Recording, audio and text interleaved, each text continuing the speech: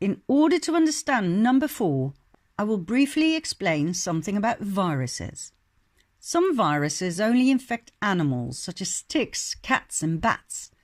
Others infect human beings. Some viruses cannot jump from animal to human being. Those who can are called zoonoses. They have a specific receptor binding domain with which they can enter the human cell through the so-called ACE2 receptors. Now don't worry, I'm not going to bore you with jargon. That is not my intention with this documentary. I have asked medical doctors, virologists and DNA scientists several questions, and I will explain in a clear and simple manner what they told me.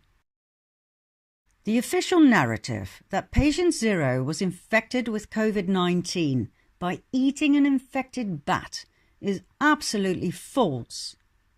Why? Because the virus would, first of all, have to jump from bat to man, then it would have to reproduce and feed off human cell material, which is impossible for it's fully adjusted to bat cells, and then, step number 3, it has to become contagious. Those 3 steps do occur in nature, don't get me wrong, but it takes time. Especially step 2 is a problem. After all, the virus cannot survive without a host, in this case the bat. His entire protein sequence is attuned to bat cells. That's what the virus needs for food and for reproduction. Bat cells. When the virus jumps from bat to human, its problems are huge. First of all, it has to be able to enter the human cells. Then it has to get acquainted with its new host, the human being, so that it can actually eat his cells and start to multiply, after which it can become an irritating, contagious flu virus. This takes time, a lot of time. We're talking about the natural evolution of a virus. But that time wasn't there. COVID-19 was suddenly there, out of the blue. According to the officials, it jumped right out of a dead bat into a human being. And voila, there it was, highly effective and contagious. This is absolutely impossible according to the experts I talked to. Then why are the World Health Organization and the United Nations spreading this insane tale? According to my professional sources, the virus must have been tampered with. Protein engineering, they called it. Not a naturally evolved virus, but an intentionally altered virus.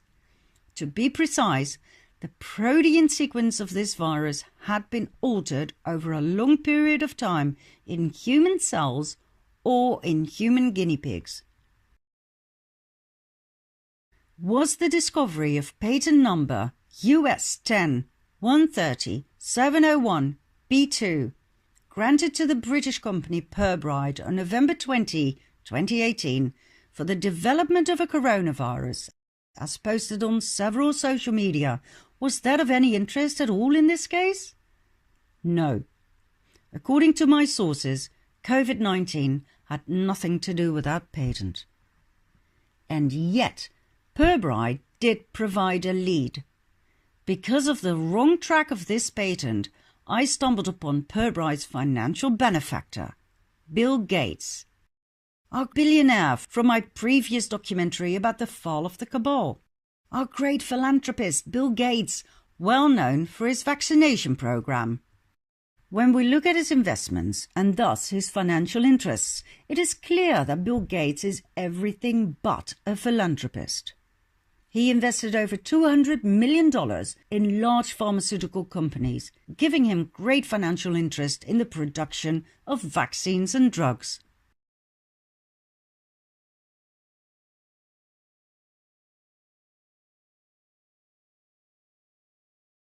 Let's take a look at the role of Bill Gates in the corona case. In February 2020, it was announced that Moderna, an American biotechnology concern, has started working on an experimental vaccine. Moderna is sponsored by the Coalition for Epidemic Preparedness Innovations, a worldwide alliance that finances and coordinates the development of vaccines. In order to make the corona vaccine as fast as possible, Moderna is now collaborating with Inovio Pharmaceuticals, Wistar, VGXI, a subsidiary of Gene One Life Science, and Twist Bioscience. What do all of these companies have in common? They are all financed by Bill Gates. Let's be honest, this man has a lot to gain from a pandemic. He reminds me of our own Dutch virologist, Ab Osterhaus, who provided the government of the Netherlands, Holland, with his so-called objective advice back in 2009 concerning the battle against the Mexican flu. When the first infected person was officially registered in the Netherlands, he and his co-workers toasted with whiskey on this memorable fact. Dat we dit goed mogen aanpakken. And following his advice, the Dutch government ordered 34 million Mexican flu vaccines with the company in which Osterhaus had a 10% share.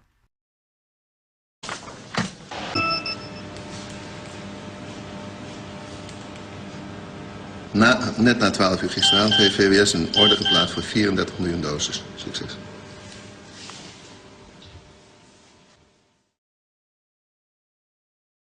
Follow the money. Let's hand it to them. It's a brilliant concept. There's a problem, you come up with a solution. The problem is a virus, you come up with a vaccine. The greater the problem, the greater your profit. And why not exaggerate the problem a bit? Use your connections at the WHO and the UN to spread a highly overrated message of fear into the world via the mainstream media, where you have lucrative connections as well, and the big bucks come rolling in. And if there is no virus to work with, you create one. COVID-19. You understand what storyline 4 is all about, right? The depopulation program that was so beautifully outlined in Agenda 21 and Agenda 2030 by the hand of Henry Kissinger.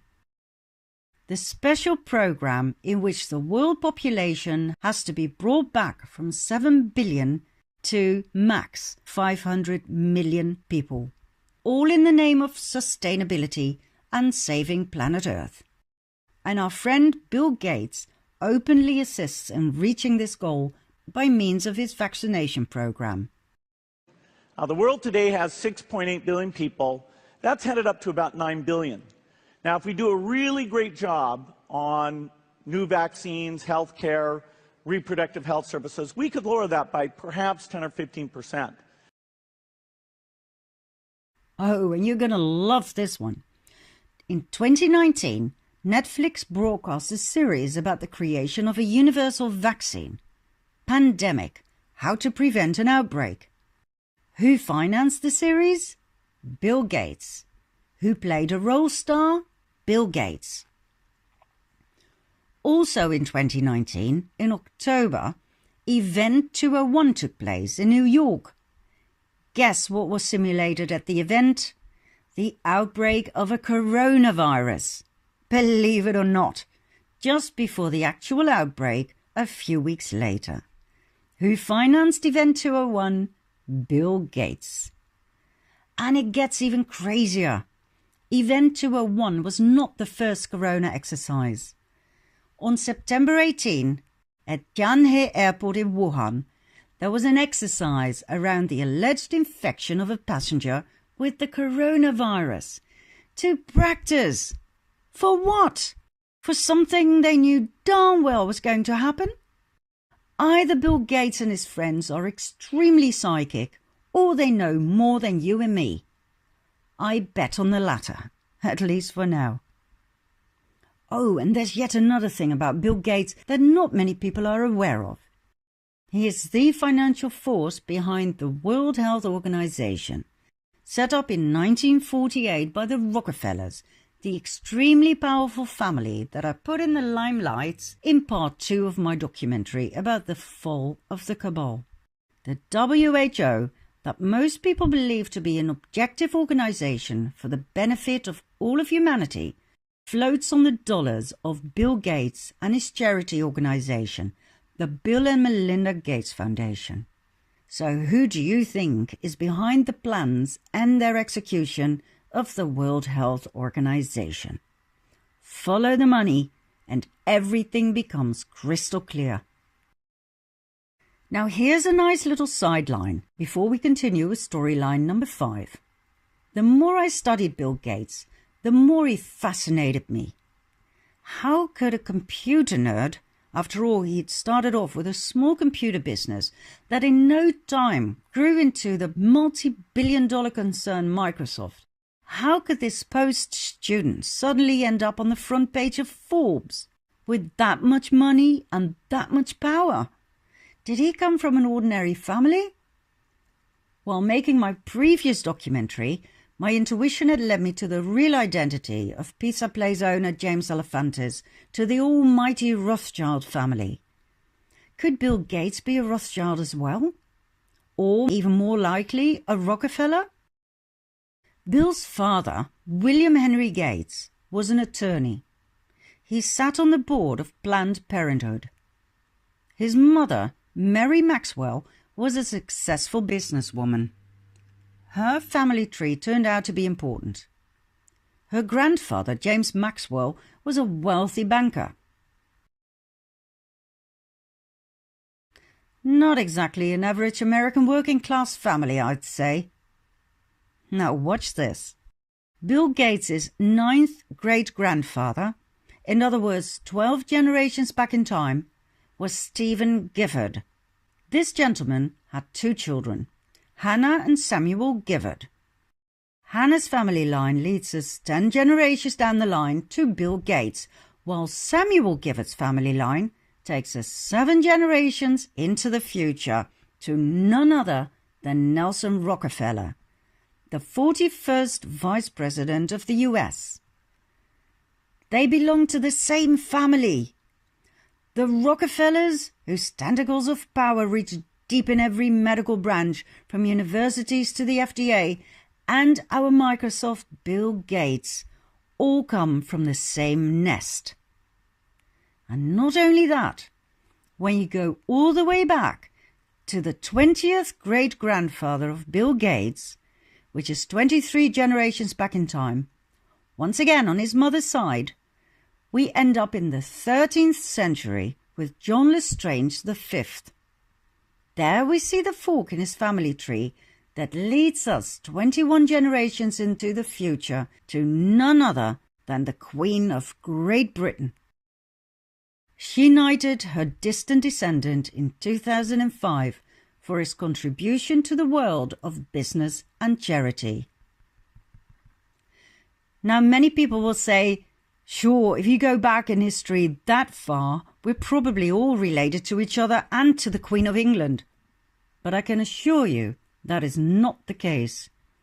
I invite you to study genealogy.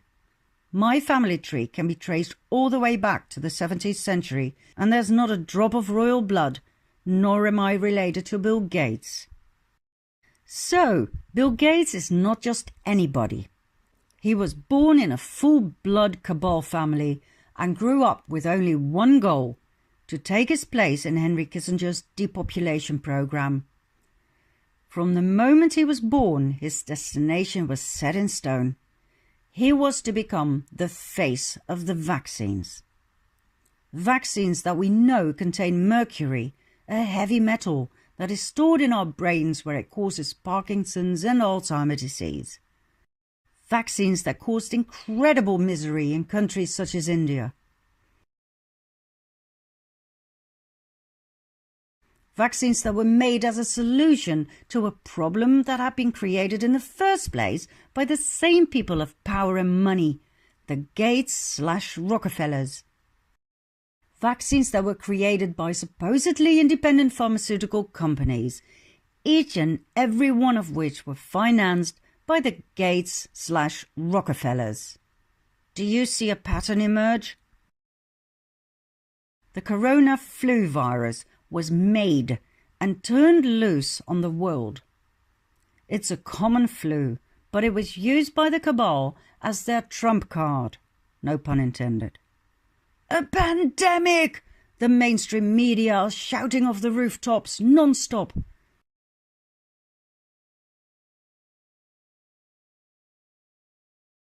Newspapers write about nothing else. Governments emphasize the importance of washing our hands, of quarantine, mouth caps, and the closure of country borders. One person mentions something about toilet paper and everybody runs to the supermarket to stock up toilet paper. Interesting choice, by the way, as COVID-19 does not cause diarrhea.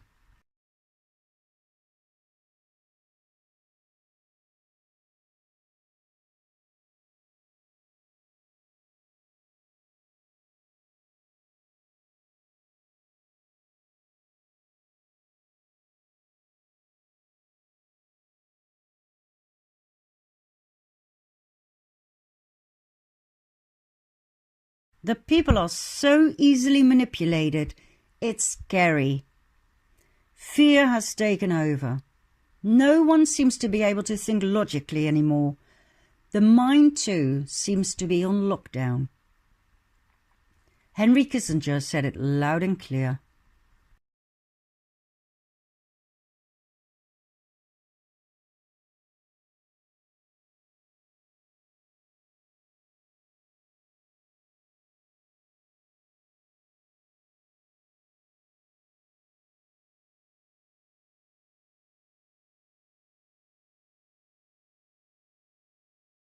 It won't be long before we're all force vaccinated. I wonder what else will be in those vaccines, apart from mercury. Why do I think about Dr. Lieber's nanotechnology? Remember? The cognitive influences? The behavioral influences? Ooh, thanks, but no thanks.